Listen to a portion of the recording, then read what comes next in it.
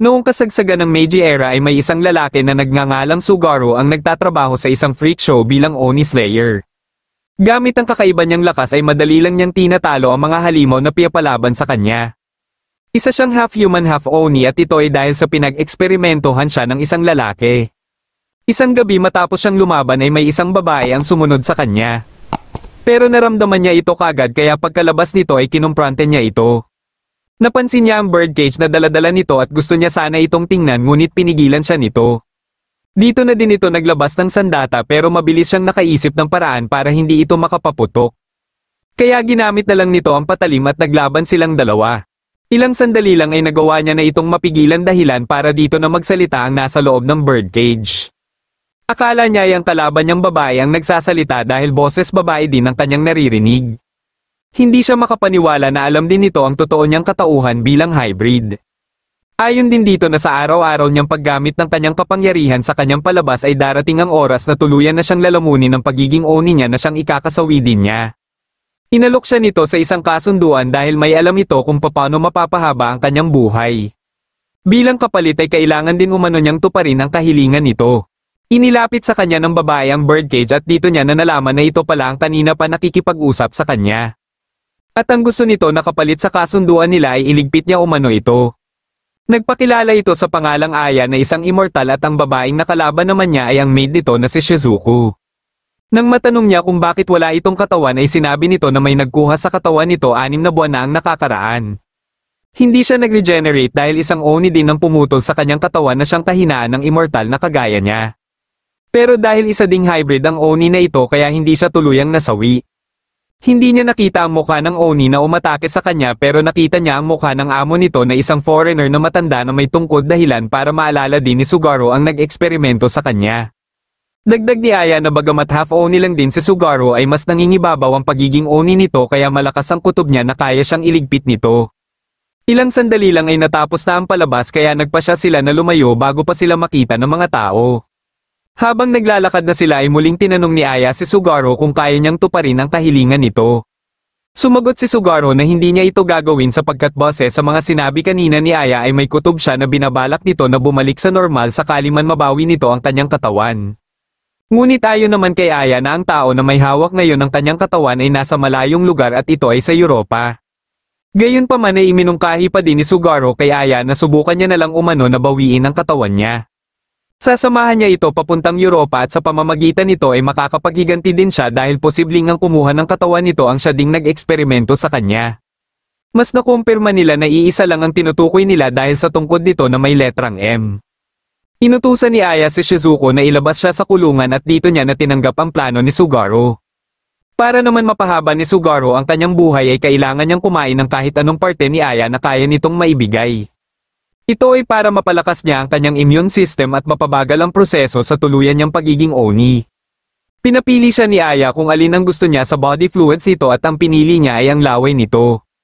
Katapos ay nagsimula na silang bumiyahe papuntang Europa at habang hinahanap nila ang sadya nila dito ay nagtatrabaho din sila bilang mga detective na kilala sa tawag na cage user. Isang araw ay may naging kliyente silang vampira na pinatay ang asawa sa sariling pamamahay. Nagngangalang Goddard ang kanilang kliyente na may 3 anak. Pagkadating nila sa mansyon ng kanilang kliyente ay sinubukan ng kutsero na si Mark na kunin na ang kanilang bayad. Ngunit nagmatigas si Sugaro at pinaglaruan muna ito. Hanggang sa inawat na siya ni Aya kaya nagtaka si Mark at hinanap kung saan nanggagaling ang boses. Mas ikinagulat niya ay alam din ni Aya na sinigawan siya ng kanyang asawa dahil sa pagiging lasinggero niya. Sinabihan ito ni Sugaro na kunin na lang sa kanilang kliyente ang kanilang bayad sapagkat wala pa silang pera ngayon. Pero dahil gusto ni Sugaro na ito din ang kanilang sasakyan pabalik ay nakiusap siya kay Goddard na patulugin muna ito dito. Hindi naman ito naging problema kay Goddard at kaagad na pinahanda sa kanilang butler na si Alfred ang silid at ang bayad. Katapos ay dito na nagpakilala sila Sugaro kay Goddard at ipinakilala naman ni Goddard sa kanila ang mga anak nito na sila Claude at Raoul. Nang magsalita si Aya ay inakala ni Goddard na si Shizuko ang nagsasalita. Pero nang sinundo na din ni Alfred si Shizuko ay dito lang niya nalaman na hindi pala ito si Aya. Kaya tinanong niya kaagad si Sugaro kung nasaan si Aya. Dito na ipinakita ni Sugaro si Aya na ikinagulat nilang tatlo. Hindi sila makapaniwala na nananatiling buhay si Aya kahit ulo na lang ito. Kagad na nagsimula si Aya sa pag-iimbestiga kaya isinama sila ni Goddard sa silid kung saan pinatay ang asawa nitong si Hana. Pagkadating nila dito ay isa-isang tiningnan ni Aya ang mga gamit na andito at dahil inilibing kagad nila Goddard ang katawan ng kanyang asawa ay litrato na lang nito ang tiningnan ni Aya. Matapos ang pag-iimbestiga ni Aya dito ay may 7 katanungan ang pumasok sa kanyang isipan. Inisa-isa niya itong banggitin kay Goddard pero hindi niya muna sinabi ang ika-6 at ika-7. Dumating dito ang bunsong anak ni Goddard na si Charlotte pero nagulat ito sa ginawa ni Sugaro kaya nagtatakbo ito palabas. Matapos nilang mag-imbestiga dito ay kumain muna sila. Dito na din tinanong ni Aya sila Goddard kung anong oras silang kumain nung gabi ng insidente. Dahil 1 oras ang pagitan nito nung madiskubre ang bangkay ay tinanong na din ni Aya si Goddard kung ano-ano pa ang kanilang ginawa matapos silang kumain. Ayon naman kay Goddard na matapos silang kumain ay nagkausap sila ni Claude at katapos ay pumunta na siya sa storage para kunin ang kanyang mga gamit para sa paghunting. Ngunit wala siyang napansin na kakaiba dito kaya naisip ni Sugaro na baka pagkalabas niya ay dito na kumilos ang salarin para kunin ang ginamit nito kay Hana. Pagkalabas niya ng bahay ay sumama sa kanya si Raul dahil gusto nitong tingnan ang mga pananim. Sunod naman na tinanong ni Aya si Claude kung ano ang mga ginawa nito nang magkahiwalay sila ni Goddard. Matapos itong sumagot ay si Raul naman ang tinanong kung ano din ang mga ginawa nito matapos itong kumain at bago ito sumama sa kanyang ama. Bagamat hindi sila sang-ayon na isa sa kanila ang pinagsususpitahan ni Aya na salarin ay wala nang nagawa si Raul kundi sumagot. Katapos ay ang katulong na si Giselle naman ang tinanong ni Aya at sumunod si Alfred. Sa lahat ng mga tinanong ay tanging sila Claude at Alfred lang ang walang alibay. Ngunit hindi sinang-ayunan ni Goddard ang hinala ni Aya na isa sa kanilang dalawa ang may salarin. Kaya muling pinaalala ni Aya ang paliwanag niya kanina na malaki ang posibilidad na hindi isang outsider ang salarin. Katapos nilang kumain ay nagpasya sila Aya at Sugaro na magpasama kay Goddard sa kagubatan habang si Shizuko naman ay pinagbantay nila kina Alfred at Giselle. Habang naglalakad na sila sa kagubatan ay bigla na lang may umatake kay Goddard. Mabilis itong tumakbo pero dahil sa bilis ni Goddard ay madali lang niya itong naabutan. Inisip kagad ni Goddard na ito siguro ang pumatay sa kanyang asawa. Ililigpit niya na sana ito ngunit dumating dito sila Sugaro para pigilan siya. Sinabihan siya ni Aya na hindi umano ito ang salarin dahil boses sa suot nito ay malaki ang posibilidad na kararating lang nito ngayong araw. Nalaman nila na gusto pala nito na ipaghiganti ang kaibigan nitong si Hugo na niligpit dati ni Goddard. Katwiran ni Goddard ay si Hugo umano ang unang umatake sa kanya. May mga nakuhang importanteng impormasyon si Aya dito dahilan para hindi na nila kailanganin pang galugarin ang kagubatan. Katapos nila itong pakawalan ay bumalik na sila sa mansyon at sinabihan si Goddard na tipunan ang lahat. Nang matipon na silang lahat ay sinabihan sila ni Aya na isa sa kanila ang salarin sa pagpatay kay Hana. Bago niya pangalanan ng salarin ay sinabi niya muna ang pang-6 na katanungan niya kanina at tungkol ito sa tunog. Kahit malapit sila Claude at Alfred sa kwarto ni Hana ay wala pa din silang narinig na ingay. May posibilidad na hindi silver stake ang ginamit ng salarin kundi yari ito sa ibang materyales. Bagamat isang silver stake na may dugo ni Hana ang nakita ni Goddard sa storage room ay posible pa din na hindi ito ang ginamit ng salarin. Ang pang-7 at huling katanungan niya ay ang tungkol naman sa bote na nagsisilbing nilagyan ng salarin ng holy water. Napansin niya na may alikabok ito pero nasa loob ito dahil hindi ito natanggal kahit pinunasan na ito ni Sugaro. Ibig sabihin lang nito na sa una pa lang ay wala talaga itong laman at para magmukha na ginamit ito ng salarin ay sinadya nito na iwan ng bote na ito. Ngunit dahil may holy water sa katawan ni Hana ay isa lang ang kasagutan nito at ito ay dahil pinatigas ng salarin ang holy water para magmukha itong stake at ito ang siyang ginamit kay Hana. Katapos ay kumuha ito ng dugo ni Hana at nilagay sa silver stake para iwan naman sa storage room. Ang rason kung bakit ito ang ginawa ng salarin ay para magkaroon siya ng alibay. Pero ang katotohanan ay ginawa ang krimen sa loob lang ng 30 minuto katapos nilang kumain. At ang walang alibay sa mga oras na ito ay si Raul, Alfred at Giselle. Pero sa kanilang tatlo ay si Raul lang ang may malaki ang tsansa para gawin ang krimen. Para hindi siya paghinalaan ay pinutol niya ang kanyang kamay na nasunog dahil sa paghawak niya ng silver stake. Dahil dito ay napilitan na si Raul na atakihin si Aya ngunit napigilan siya ni Sugaro. Katapos ay inihagis siya ni Sugaro sa labas at dito sila naglaban. Habang si Aya naman ay ipinagpatuloy ang pagpapaliwanag kina Goddard. Dito niya na ipinaliwanag kung paano nakalikha ng ice stake si Raul at kung ano ang naging ambag ni Hugo. Katwiran naman ni Raul sa kung bakit niya niligpit si Hana ay sunod-sunuran lang umano dito ang kanyang ama. Akala niya ay babalik na sa katinoan ng kanyang ama kung magmukhang isang tao ang pumislang kay Hana. Ngunit hindi ito nangyari at dahil magiging sagabal lang ang mga ito sa kanyang mga plano ay ililigpit niya na lang ang mga ito. Nagpatuloy ang palitan nila ng atake ni Sugaro ngunit binugbog lang siya ni Sugaro. Makalipas ang ilang minuto ay bumalik na si Sugaro para ipaalam kina Aya na tinapos niya na si Raul. Wala nang nagawa pa sila Goddard kundi tanggapin na lang ang naging kaparusahan ni Raul sa kanyang kasalanan. Nang maghahanda na ang kutsero para sa kanilang pag-alis ay nilapitan siya ng reporter na si Annie. Kilala din pala ito nila Sugaro dahil ilang beses na silang nakapanayam nito tuwing may nalulutas silang kaso. Sinabihan nito ni Aya na si Alfred na lang umano ang tanungin dahil kakausapin pa umano niya si Goddard. Pinayuhan niya si Goddard dahil siguradong babagsak ang kanilang reputasyon sakaling malaman na ng publiko ang mga nangyari. Katapos ay tinanong na din niya ito kung may kilala itong matanda na may letrang M ang tungkod. Kaya naalala ni Goddard ang bumisita sa kanya ilang araw na ang nakakaraan na nagpakilalang isang professor. Inalok siya nito na sumama sa London pero dahil may pamilya siya ay tinanggihan niya ito. Makalipas ang ilang araw ay tumungo naman sila sa London dahil sa imbitasyon ng isang mayamang tao na si Phileas Fogg. Ito ay matapos magbabala ang matinik na kawatan na si Arson na kukunin niya umano ang diamante nito na tinatawag na Penultimate Night. Dahil sa babalang ito ay mas hinigpitan ng bantay sa mansyon kung saan nakatago ang Penultimate Night. Maliban kina Aya ay naimbitahan din dito ang kilalang henyong detective na si Sherlock Holmes. Nang makita ng kasamahan ni Arson na si Eric ang sitwasyon sa mansyon ay kaagad niya itong ipinaalam kay Arson. Maliban dito ay ipinaalam din niya na andito sila Holmes at ang cage user. Nang makaharap na nila Aya si Fogg ay sinimulan na nila na alamin ang iba pang impormasyon tungkol sa babala ni Arson. Dahil hindi pa nila alam ang tungkol sa Penultimate Night ay ipinaliwanag na din ito sa kanila ng butler ni Fogg. Dito lang din ito ipinaalam sa kanila na may makakasama pa sila at ito ay ang dalawang miyembro ng Royce. Kilala ang Royce bilang giant insurance organization na may malalakas na miyembro kaya nang malaman ito ni Arson ay alam niyang magiging problema nila ang mga ito. Ang dalawang miyembro na pinadala ng Royce ay ang Agent number 5 na si Reynold at Agent number 7 na si Fatima. Dahil kumpleto na ang mga inimbitahan ni Fogg ay dinala na sila sa basement kung saan nakalagay ang diamante. Ipinakita sa kanilang lahat ang diamante na ito at hindi na sila nagulat kung bakit ganito na lang kainteresado si Arson na makuha ito. Napansin naman ni Aya na silver ang safe box na pinaglagyan nito kaya ikwinento ni Fogg sa kanila kung paano niya ito nakuha. Nakuha niya ito 20 taon na ang nakakaraan mula sa kanyang kaibigan na taga-Germany na siyang nakahukay nito sa isang 14th century ruin. Dahil gusto niya na malaman ang laman nito ay naging interesado siya na buksan ito. Matapos ang 10 taon ay matagumpay niya na itong nabuksan at bukod sa kakaibang diamante ang nakita niya sa loob nito ay napansin din niya ang nakaukit sa diamante. Ayon sa butler ay nagsaliksik sila tungkol sa diamante na ito at maliban sa nalaman nila na tinatawag itong Penultimate Night ay nalaman din nila na mga dwarfs umano ang lumikha nito. Ito ay matapos silang atakihin ng mga wolves at para makapaghiganti sila ay gumawa sila ng paraan para malaman ng susunod na henerasyon ang lokasyon ng kanilang kalaban. Ang mga ito ay ang diamante na hindi basta-basta mababasag at safe box na yari sa pure silver na siyang iniiwasan ng mga wolves.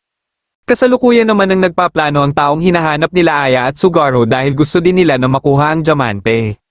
Gusto nitong kumustahin si Sherlock matapos ang kanilang pagtutuos 8 taon na ang nakakaraan. Pero nabasa din niya sa dyaryo na andito din pala sila Aya kaya gusto niya din itong makita. Kinabukasan ng umaga habang nakatambay sila Aya sa plaza ay bumili si Sugaro ng kanilang makakain. Naisip naman ni Aya na parang gusto niyang makita ang Madame Tussauds Wax Museum kaya nagtanong-tanong si Shizuko kung saan nila ito makikita. Pagkadating ni Watson sa tinutuluyan ni Sherlock ay napag-usapan nila ang posibleng magiging plano ni Arson mamayang gabi para makuha ang diamante. Ngunit pagkadating dito ng kapatid ni Sherlock na si Mycroft ay nalaman nito kagad na hindi si Sherlock ang kanilang kaharap. Ito ay dahil nagkita umano sila ni Sherlock 3 araw pa lang ang nakakaraan at nakatrim na ang mga kuko nito. Pagkadating dito ni Sherlock ay naisip nito kagad na si Arson ang kanyang impostor. Wala nang nagawa si Arson kundi ilantad na lang ang kanyang sarili.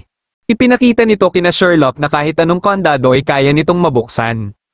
Katapos ay umalis na ito na sakto namang sinalo ni Eric. Habang naglalakad-lakad na sila Sugaro ay nagtataka sila na hindi sila sinasagot ni Aya. Nang sinilip nila ang cage ay nagulat sila na isa na itong parrot. Dito na naalala ni Sugaro na ibang birdcage pala ang dinampot niya kaya nakatikim tuloy siya kay Shizuko. Naghiwalay silang dalawa para hanapin si Aya hanggang sa muntikan ng mabangga si Shizuko nila Arson. Pagkalapit ni Arson kay Shizuko ay kaagad itong tinanong ni Shizuko kung may napansin silang birdcage. Dahil parehas silang walang nakita ay minabuti ni Arson na tulungan muna si Shizuko sa paghanap.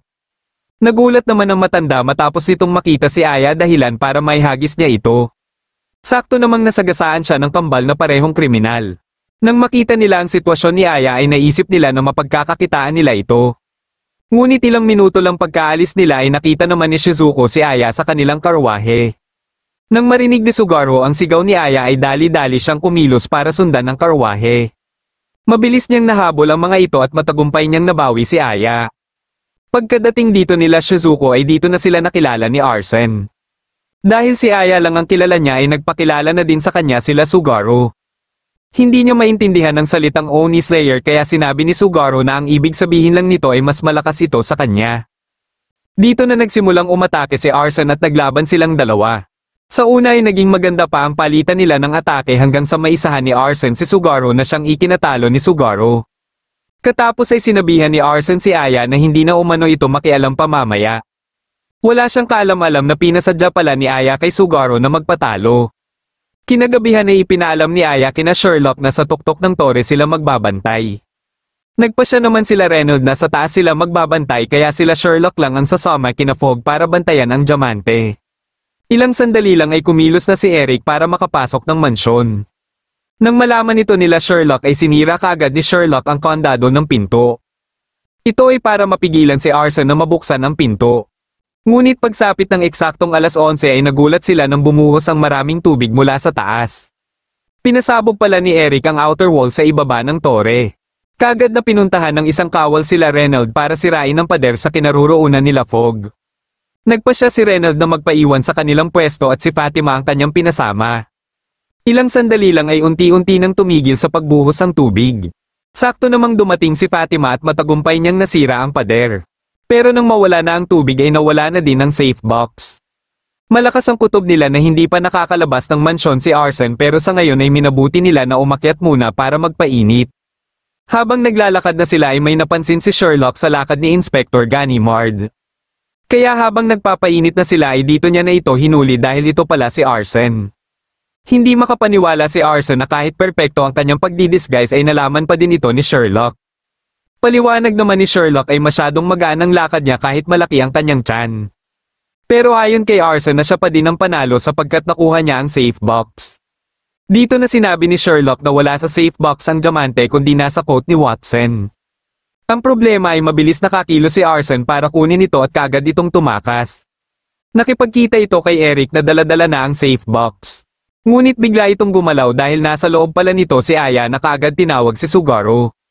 Hindi makapaniwala si Arson matapos nitong makita si Aya dahil ang napagkamalan pala niyang si Aya kanina ay si Annie.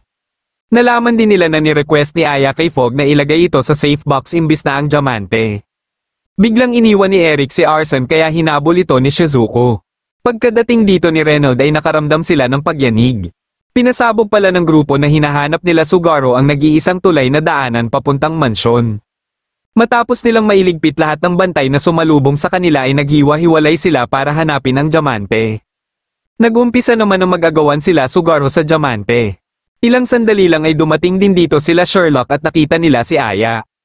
Nalaman ni Aya mula sa kanila ang isa pang grupo na nanghimasok. Naging interesado dito si Aya kaya nakiusap siya kay Sherlock na isama din siya ng mga ito. Nagtungo sila sa entrance at pagkadating nila dito ay nakaharap nila si Alistair. Sa kabilang silid naman ay nailigtas ni Shizuko si Inspector Laytrade mula kay Carmilla. Tinanong niya pareho ang mga ito kung nakita nila si Eric. Dahil walang alam ang mga ito ay aalis na sana siya ngunit pinigilan siya ni Carmilla. Dito na sila nagsimulang maglaban pero kahit ilang beses niyang napupuruhan si Carmilla ay mabilis lang gumagaling ang mga natatamo nitong pinsala dahil isa itong vampira. Nang magkaroon siya ng pagkakataon para iligpit na ito ay bigla na lang siyang nakaramdam ng kakaiba sa kanyang katawan. Naapektuhan na pala siya ng venom nito matapos niya itong matamaan kanina sa mukha. Habang patuloy sa pag-aagawan sila Sugaro sa diamante ay nakarating sila sa simbahan. Dito na inalok ni Arson si Sugaro na magtulungan umano sila para pabagsakin si Reynolds. Nagsilbing pain si Sugaro hanggang sa makakita ng pagkakataon si Arson na atakihin ito. Nilabanan naman nila Sherlock at Watson si Alistair hanggang sa parehas silang maubusan ng bala. Dahil dito ay napilitan si Sherlock na labanan ito ng malapitan at nagawa niya itong maisahan.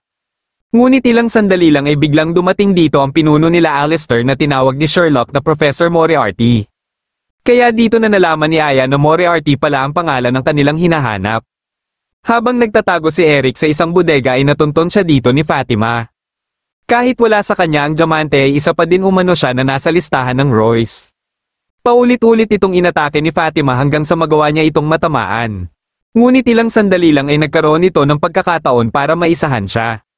Nahulog sila pareho sa kinaroroonan nila Sugaro at dito na din bumangon si Renald. Ilang sandali lang ay pumasok dito ang isa pang tauhan ni Moriarty na si Jack at kinuha ang diamante.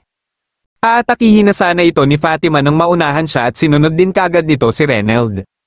Dahil dito ay nagpasya na lang sila Arson na umatras na dahil alam niyang mahihirapan na silang kunin ang diamante kay Jack.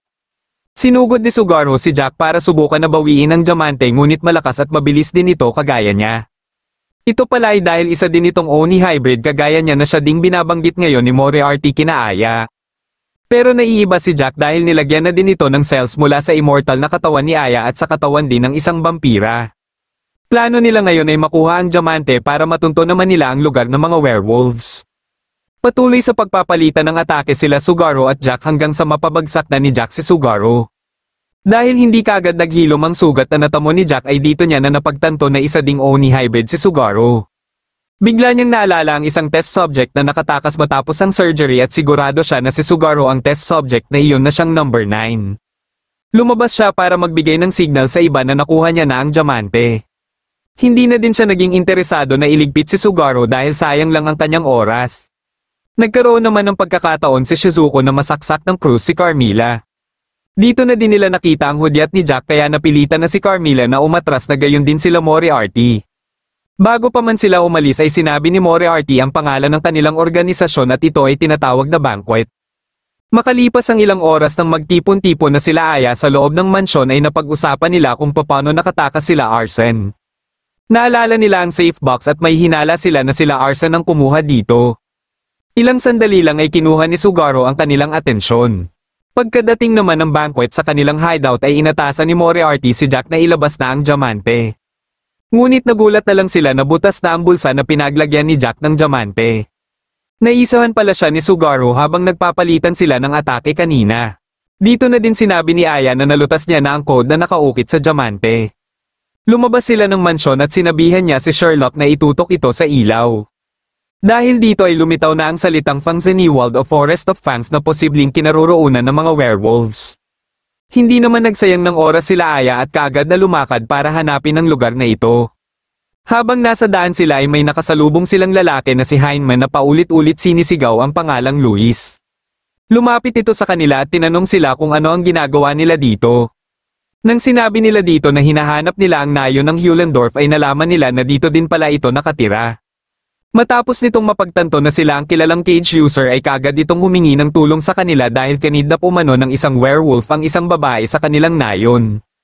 Sinamahan nila ito papuntang nayon at habang nasa daan sila ay naikwento na din ni Heinemann ang iba pang mga nabiktima nung mga nakaraang buwan.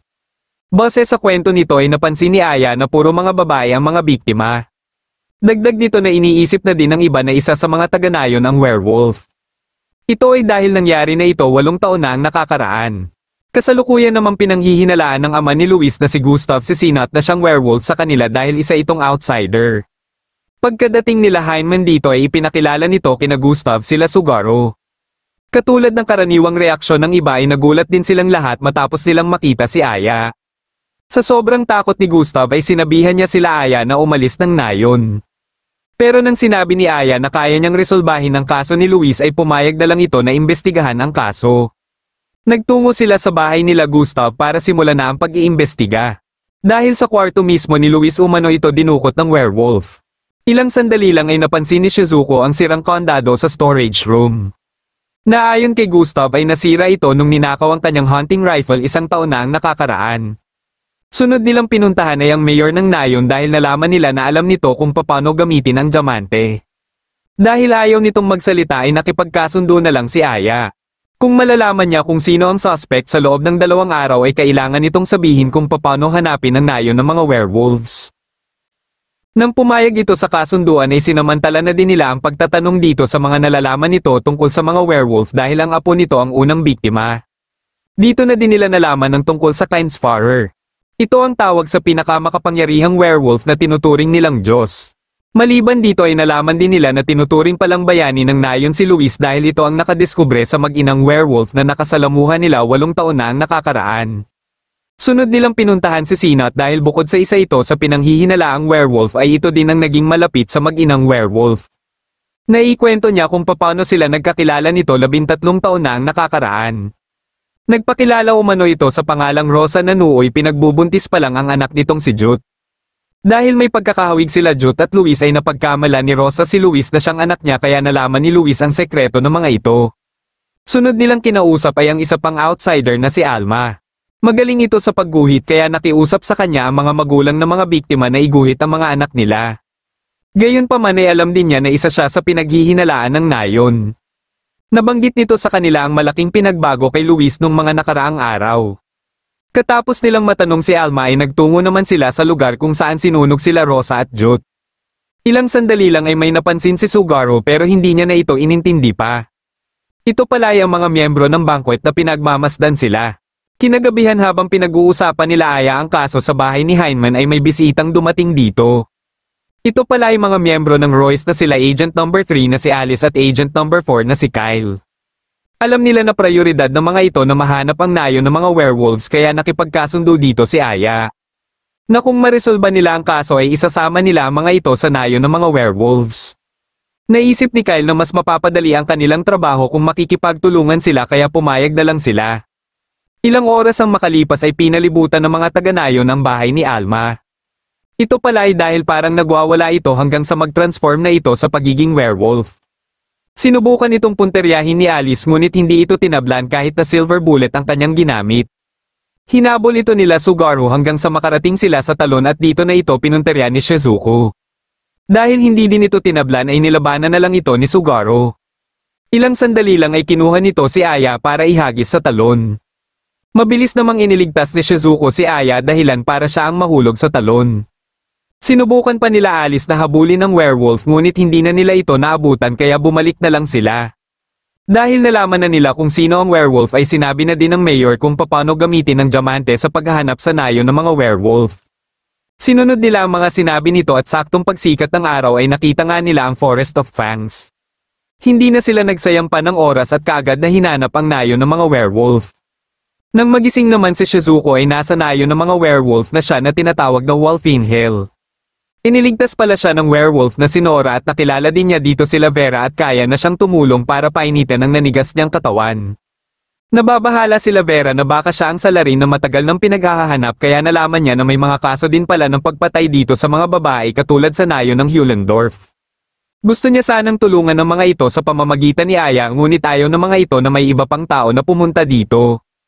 Para hindi siya mahuli ng mga blood troll ay magsisinungaling si Nora sa mga ito nang sa gayon ay makalabas na siya ng nayon. Nang inihahatid na siya nila Vera ay nalaman niya sa mga ito na gagawin palang priestess si Nora sa susunod na linggo. Ilang sandali lang ay nagulat sila na andito pa din ang mga blood troll. Pagkadaan nila sa mga ito ay sakto namang nasira ang gulong ng kariton kaya nakita tuloy si Shizuko. Sinubukan ni Shizuko na tumakas ngunit nang makarating siya sa entablado ay dito na siya napalibutan. Ilang sandali lang ay dumating dito ang mayor nila na si Reggie. Sinubukan pa nila Vera na ipagtanggol si Shizuko pero nagpasya pa din si Reggie na ipaligpit ito. Kaya napilitan na lang si Vera na sabihin ng totoo na si Nora ang nagligtas kay Shizuko.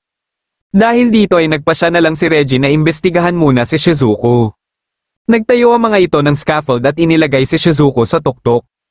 Bawat umanong pagsisinungaling na sasabihin niya ay magbabawas sila ng kahoy hanggang sa mahulog siya. Makalipas ang ilang minuto na pagtatanong ni Reggie ay bigla silang nakarinig ng putok. Kagad silang nagtungo dito at nakita nila si Nora na wala ng buhay. Hindi matanggap ni Reggie ang nangyari kay Nora at sinisi si Shizuko na siya umanong salarin. Pero dahil kasama nila si Shizuko kanina ay hindi siya pinaniwalaan ng iba. Nakiusap si Kaya kay Shizuko na imbestigahan ang nangyari kay Nora. Dahil gusto niya itong tulungan ay pumayag siya dito. Pero matapos ang kanyang pag-iimbestiga ay hindi pa din ito sapat para matukoy niya ang salarin. Habang nasa daan pa din sila Sugaro patungo ng Werewolf Village ay bigla silang inatake ni Victor. Kinuha nito sila Sugaro at dahil iniligtas ni Kyle si Alice ay hindi nila ito nasundan. Napansin pala ni Victor na problema nila Sugaro sila Alice at Kyle kaya iniligtas sila nito. Pero bilang kapalit ay kailangan umano nilang sabihin kung saan ang makikita ang nayon ng mga werewolf. Matapos itong sabihin ni Sugaro ay hiningi din ni Victor ang diamante bilang collateral at isasauli na lang umano ito kung magkita sila sa nayon ng mga werewolf. Makalipas ang ilang oras ay inilibing na nila Reggie si Nora. Habang si Shizuko naman ay ikinulong muna nila pero may pinagawa siya kay Vera at ito ay para matunton sila nila Sugaro. Nang magkita-kita na sila ay kaagad silang nagtungo sa pinagkulungan kay Shizuko. Dito na sinabi ni Shizuko kay Aya ang resulta ng kanyang pag-iimbestiga. Katapos masabi ni Shizuko ang lahat ay nagpasya si Aya na iwan muna siya dito habang iniimbestigahan pa nila ni Sugaro ang pinangyarihan ng krimen.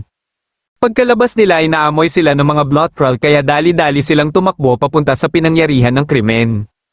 Pagkadating nila dito ay may pinagalaw si Aya kay Sugaro sa isang bato dito at ito pala ay lagusan papuntang underground passage. Base sa mga sinabi ni Shizuko ay naisip kaagad ni Aya na may underground passage malapit sa pinangyarihan ng krimen. Nakita nila dito ang mga patak ng dugo at rifle na ginamit sa krimen. Biglang naalala ni Aya na ito siguro ang ninakaw na hunting rifle ni Gustav. Nagpatuloy sila sa paglalakad at nakita nila sa unahan ng higaan at mga marka sa pader. Sa di kalayuan ay nakita naman nila ang bangkay ni Alma. Nagpatuloy sila sa paglalakad hanggang sa makarating sila sa may lagusan sa kabilang bahagi. At ito ay sa lugar kung saan sinunog sila Rosa at Jute. Ilang sandali lang ay dumating dito si Heinemann na nagtaka kung bakit sila naririto. Isinama sila nito dahil natunton na pala ang katawan ni Luis. Tinanong ni Aya sila Gustav kung ano ang naging trato nila kay Luis nung nabubuhay pa ito. Dahil dito ay naikwento na din nila ang mga kasalanan na nagawa nila dati kay Luis. Inabando na pala nila ito pero nagsisi sila sa kanilang ginawa at isang gabi ay nakabalik ito dahil iniligtas ito ni Jute. Ito din ang gabi na na-expose ni Luis si Jute sa pagiging werewolf niya. Pumasok muli sila Aya sa basement passage para bumalik ng Wolfenhill ngunit nasundan pala sila nila Alice. Dahil dito ay pinatipon ni Alice ang mga taga-nayon at sasalakayin nila ang Wolfenhill. Nang makarating na sila Sugaro sa Wolfenhill ay humingi sila ng tulong kay Vera para mapakawalan na nila si Shizuko. Plano ni Aya na magtago muna sila dahil may isang bagay pa siyang dapat gawin. Di nagtagal ay nalaman na ng mga blood trail ang pagkakatakas ni Shizuko. Kagad silang kumilos para habulin sila Sugaro at nagpasya na din sila Victor na kumilos na din. Hinarap ni Sugaro ang tatlong werewolf na humabol sa kanila at isa-isa niyang iniligpit ang mga ito. Nang makumpirma nila Aya na natalo na ni Sugaro ang mga humahabol sa kanila ay lumabas na sila sa pagkakatago. Ngunit biglang may naamoy na kakaiba si Vera mula sa kanilang nayon. Kasalukuyan na palang inaatake nila Alice ang kanilang nayon.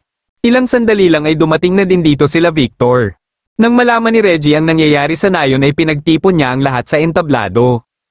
Pagkadating nila Aya sa sementeryo ay mas lalo lang lumakas ang naamoy ni Vera ng mga tao mula sa kanilang nayon kaya naisip nila Aya na baka andito na din sila Alice. Kaya inatasan niya si Shizuko na iligtas si Kaya at sila na umano ni Vera ang bahala dito. Sinabihan ni Vera si Shizuko na posibleng nasa weaving house si Kaya dahil siya ang nakatalaga ngayon. Nakaharap ni Kyle si Victor at si Alistair naman ang nakaharap ni Alice. Katapos hukayin ni Vera ang pinaglibingan kay Nora ay dito na naresolba ni Aya ang kaso kaya sinabihan niya si Vera na babalik na sila sa nayon. Pagkadating ni Shizuko sa weaving house ay nakita niya si Kaya na nakahandusay na kasama ang iba pang mga babae. Nang makita niya ang kagat sa leeg nito ay mabilis siyang lumabas dahil nasa taas pala si Carmilla.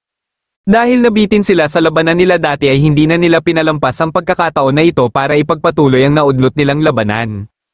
Nagawa namang magapos si Victor ni Kyle at nang ililigpit na siya nito ay bigla naman itong inatake ni Sugaro. Gumanti ito kay Sugaro pero dahil sa pagtutulungan nila ni Victor ay nagawa nila itong matalo. Dito na din ibinalik ni Victor kay Sugaro ang diamante. Nang aalis na sana dito si Sugaro ay sinabihan siya ni Victor na nasa London umano ang boss ng banquet at maghihintay sila kung gusto nilang mabawi ang katawan ni Aya. Habang patuloy ang labanan nila Shizuko at Carmilla ay nagawa ni Shizuko na matamaan si Carmilla. Ngunit dahil sa mga nabiktima ni Carmilla ay hindi na siya nakalaban ng maayos. Nagpasya si Carmilla na umalis na dito at magkikita pa umano sila muli. Nakaisip naman ng paraan si Alice at matagumpay niyang napuruhan si Alistair. Ngunit nang nilapitan niya ito ay dito na siya inatake nito. Nang makaharap na nila Reggie ang mga tao ay sakto namang dumating dito sila Aya para ipaalam na sa kanila ang kung sino ang salarin sa pamamaslang. Ito ay si Luis ng Hullendorf na kilala din bilang Nora sa Wolfenhill at kilala din bilang Jut. Hindi makapaniwala si Jut na nalaman ni Aya ang kanyang mga ginawa kaya ipinaliwanag lahat ni Aya kung paano niya ito nalaman. Ang basement passage ang siya umanong ginamit niya para madali siyang makarating sa magkabilang nayon. Dahil sa gabi gising ang mga werewolf ay hindi siya pinanghinalaan ng dalawang nayon. Ginawa niya ang lahat ng ito para makapaghiganti sa dalawang nayon sa ginawa nila sa kanyang ina. Bagamat sakto lahat ang naging paliwanag ni Aya ay nilinaw ni Jut na hindi niya pa din umano nakuha ang huling parte. Nagpaalam siya kay Reggie at humingi na din ng tawad kina Vera at Kaya. Hindi naman matanggap ni Reggie ang kanyang pag-alis dahil siya pala ang nakatakda na maging Kynesfarer. Matapos itong marinig ni Aya ay dito niya na nakuha ang ibig sabihin ni Jut. Pagkadating ni Jut sa underground passage ay hinihintay pala siya dito ni Sugaro dahil inatasan nito ni Aya ni Dakpin siya. Pero alam niya na magbabago na ang isip ni Aya dahil siguradong alam na nito na siya ang Kynesfarer. Dahil hindi nagpapigil si Sugaro ay napilitan si Jut na labanan ito. Akala ni Jut ay hindi uubra si Sugaro sa lakas niya ngunit hindi niya akalain na magagawa siyang madakip nito. Ilang sandali lang ay dumating na dito sila Aya at sinabihan nito si Sugaro na pakawalan si Jut. Nalaman ni Aya na hindi pala talaga paghihiganti ang layunin ni Jut kundi tinutulungan lang nito ang mga babaeng werewolf na makatakas. Ito ay para maiwasan nila na maging priestess bago pa sumapit ang saktong edad nila. Kaya nangunguha ito ng mga babaeng tao sa Hullendorf para ipalit sa mga tumakas na mga werewolf at magmukha na inatake sila ng mga tao. Tanggap naman ni Jut ang kanyang kaparusahan dahil sa mga naging kasalanan niya sa mga tao ngunit nagpasya pa din si Aya na pakawalan siya dahil nagkamali ito. Dito na nagtatapos ang huling episode ng Undead Girl Murder Farce Season 1. Kung nagustuhan mo ang ating kwento ay huwag kakalimutan mag-like at mag-subscribe na din para malalaman mo kagad kung may bago akong video. Maraming salamat sa panonood at shoutout na din kina